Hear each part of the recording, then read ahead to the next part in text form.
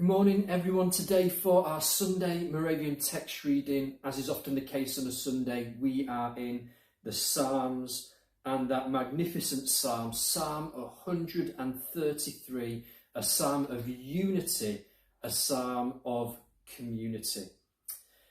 It's about the power of a shared vision, the power of a shared goal, the power of right identity.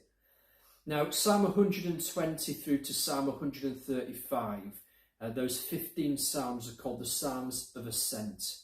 And so the Jewish people in ancient times would have travelled to Jerusalem from all the outlying areas, and they would have sung these Psalms together as they pilgrimed to Jerusalem for Passover, for the Feast of Tabernacles. When you read the story of Jesus as a boy travelling from Nazareth with his family to Jerusalem, to the temple, these are the psalms that the whole of the community of Nazareth would have sang together as they journeyed along the way. And I think that idea of being a pilgrim is so important. Songs that we sing together through life. As Christians, we are not tourists. As Christians, we are not event attenders. As Christians, we are not sort of individuals trying to do, the spiritual equivalent of getting fit in the gym on our own. This is a psalm that talks about God's people together. The older versions, like my NIV, says when brothers live together in unity, brothers and sisters. It's the language of family. It's the language of adoption. But when we became Christians, we became spiritually unified with all of God's people. We became part of one family. But of course, you will know, living in a family, that we don't always live in a unified way. Now, so much of the past year has been incredibly challenging to the unity of the church, of churches and a frontline church. We've not been able to gather on a Sunday. We've perhaps more importantly, more significantly, not been able to gather in our homes with each other for missional community, the basic building block of church. It has been so challenging. But we have been united in so many ways. No wonder we've experienced so much of God's blessing and favour, as the psalm promised. We have been pilgrims journeying together each day through the scriptures.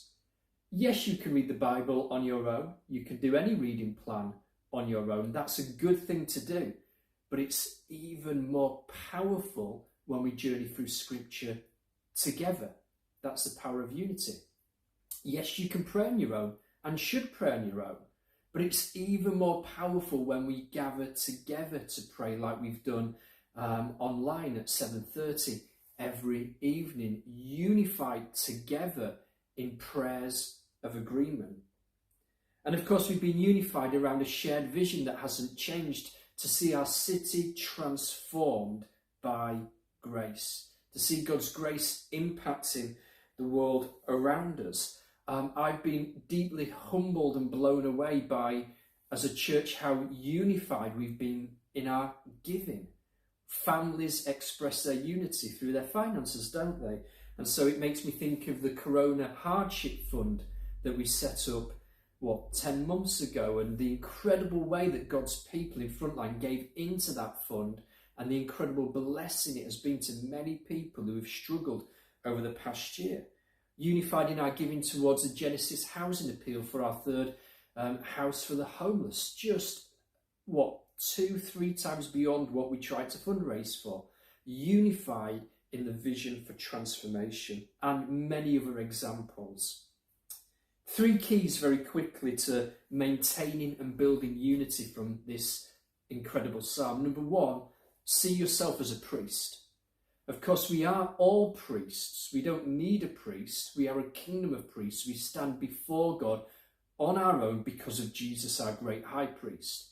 But there's a priestly element that's directly vertically us and God, but there's a horizontal element. And what do priests do? They bless one another.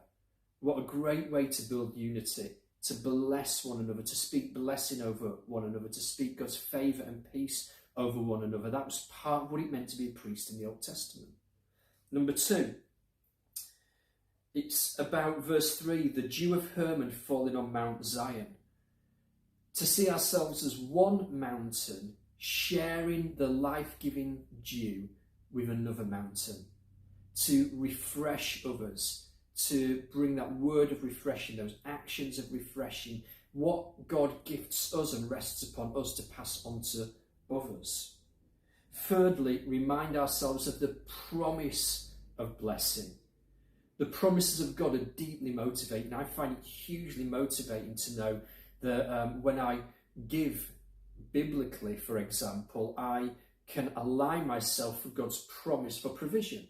So here we have this incredibly powerful promise that when we work for unity, to outwork our unity, it releases God's blessing and favour in our lives. So who can you bless today? Have a wonderful day.